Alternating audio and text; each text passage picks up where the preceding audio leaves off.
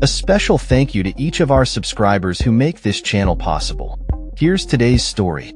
In a significant diplomatic development, senior officials from the United States and Russia are set to convene in Riyadh, Saudi Arabia, on Tuesday to discuss the restoration of bilateral relations and to potentially pave the way for peace talks aimed at ending the ongoing war in Ukraine. The Kremlin has confirmed that Russian Foreign Minister Sergei Lavrov and Vladimir Putin's foreign policy advisor Yuri Ushakov will lead the Russian delegation.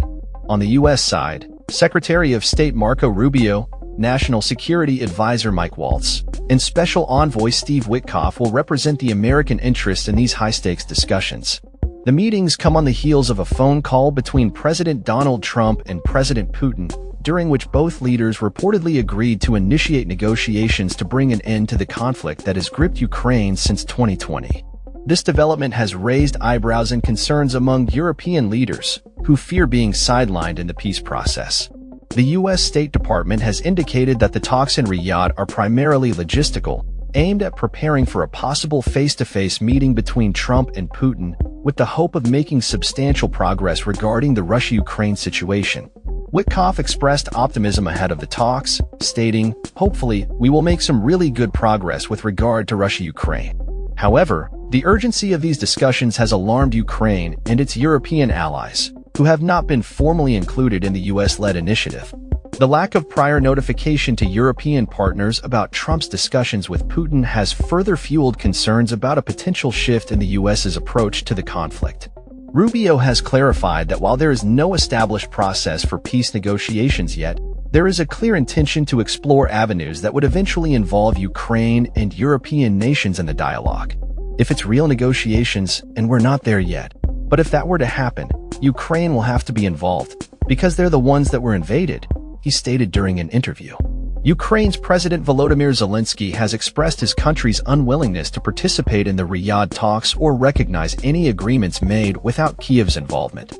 Nonetheless, he plans to visit Saudi Arabia separately to seek updates on the negotiations from Crown Prince Mohammed bin Salman. The geopolitical landscape surrounding the Ukraine conflict is further complicated by the European leaders' emergency meeting in Paris, where they are discussing their response to the U.S.'s new approach. EU Chief Ursula von der Leyen emphasized the critical need for a robust defense strategy in light of the shifting dynamics, declaring, "Yes, it is about Ukraine, but it is also about us." Polish Prime Minister Donald Tusk echoed this sentiment, urging immediate action to bolster Europe's defense capabilities to effectively support Ukraine. Meanwhile, Lavrov has dismissed the involvement of European nations in the peace talks, arguing that their military support for Ukraine undermines their position as potential mediators. "I don't know what they would do at the negotiating table," he remarked, highlighting Russia's skepticism towards European intentions.